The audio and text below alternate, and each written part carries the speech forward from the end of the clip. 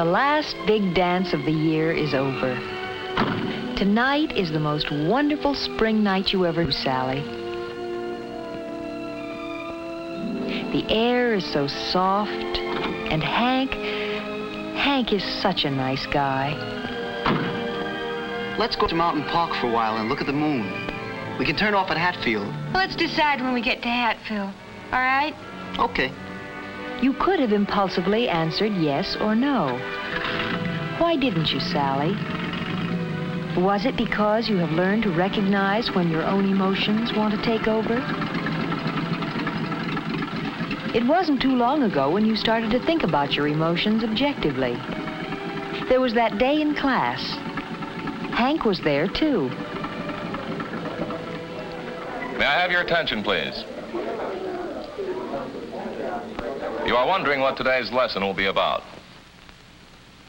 Today's lesson in psychology is going to be about emotions. Now, we all start with a primary set, and as we grow older, we acquire more of them. We've all read about Bluebeard's closet and Pandora's box. Most of us know the fascination of locked places and hidden things. That fascination is probably the emotional side of our curiosity. Would you like to know what's in the box? All right. Why don't you come up around the table?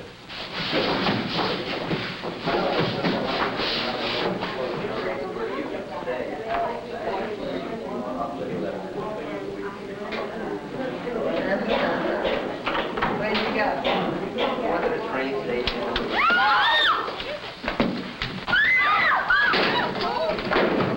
Oh, jeez.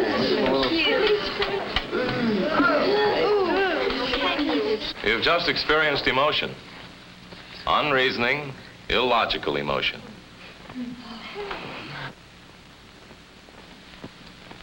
Think now. Do you think that I'd turn loose a poisonous snake in the classroom? Only association would cause you to feel the emotion of fear at the sight of a harmless snake. Emotion can so work on us that under its stimulus, we may sometimes perform feats of almost superhuman strength.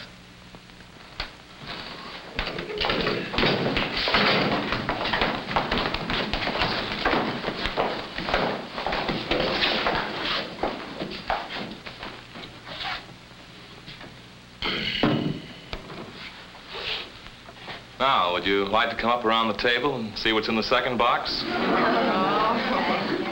Most of you now plainly show the results of emotional conditioning. A box held a snake. You don't like snakes. So now you associate a box with a snake or with some possible danger.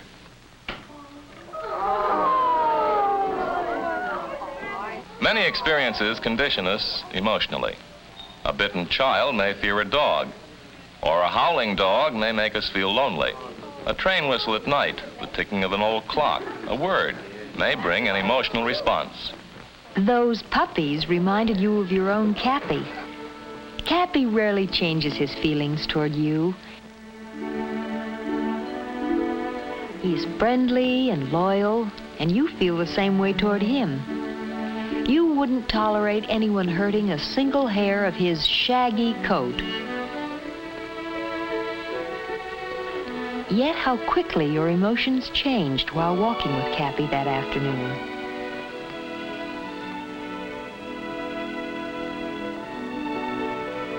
You saw the familiar convertible rolling by. Hank was smiling. There was an attractive girl beside him. A stranger. She sat so close to him, she was practically in his lap. How could he, the deceitful... You yanked poor Cappy along behind you, the Cappy you love. You were hurt, furious, and indignant all at once. You were jealous. You felt completely alone, deserted.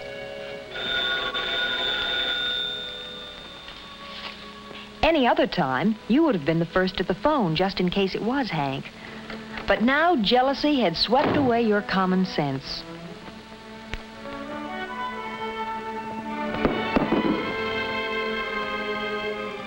Fortunately, your mother has a sense of humor.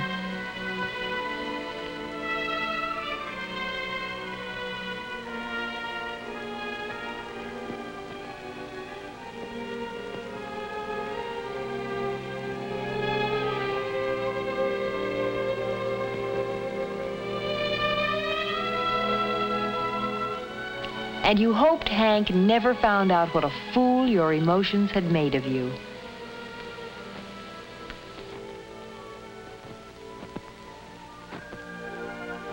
You came to realize what your parents mean to you. How pleasant the feeling of emotional security is. The mutual love and respect you all share and take for granted.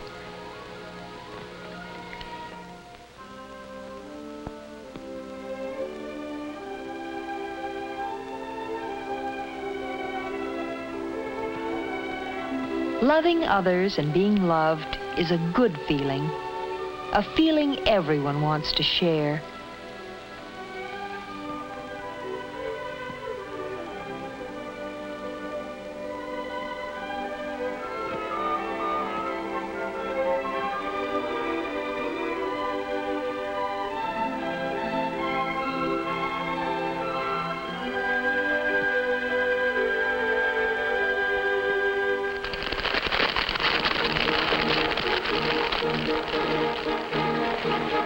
Then there was the night your schoolmates shared a different, ugly emotion. Hate. Everybody was whooping it up at the rally. The excitement about the coming game built up to a frenzy of enthusiasm. Then someone started a whispered rumor that twisted excitement into something else.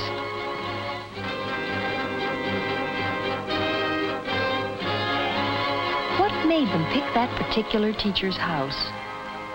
What reason did anyone have to start such a thing? As a stone smashed the window, you saw how hysteria turns individuals into a mob.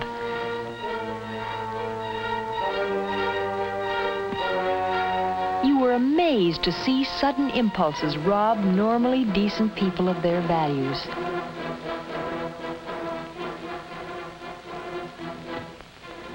That night, you and Hank kept your emotional balance and remained rational. So you learned that it isn't always easy to think things out in the heat of the moment. And you'll never forget that day in the fencing class, Sally, when you found out how uncontrollable and intense emotion can be.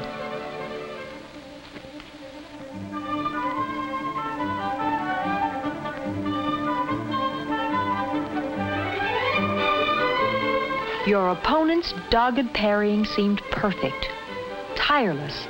Again and again, she moved just a little faster than you. Your intense frustration boiled up inside you and then suddenly erupted into white anger. You wanted to injure her, and then caught control of yourself.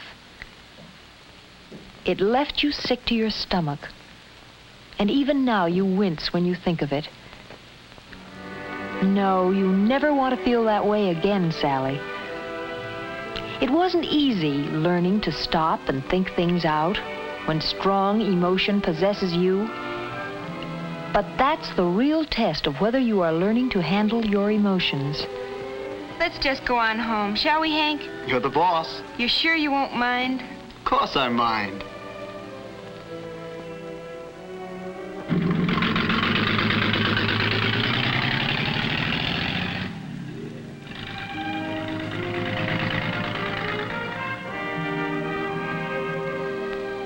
You've learned through experience that no matter how deep the emotion is, you don't have to let it take you over.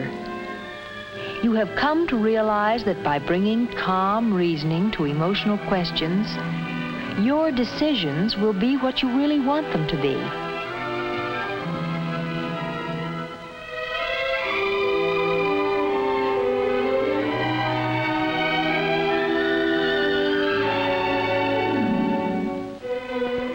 You're starting to think about your emotions, Sally, and you are on the way toward emotional maturity.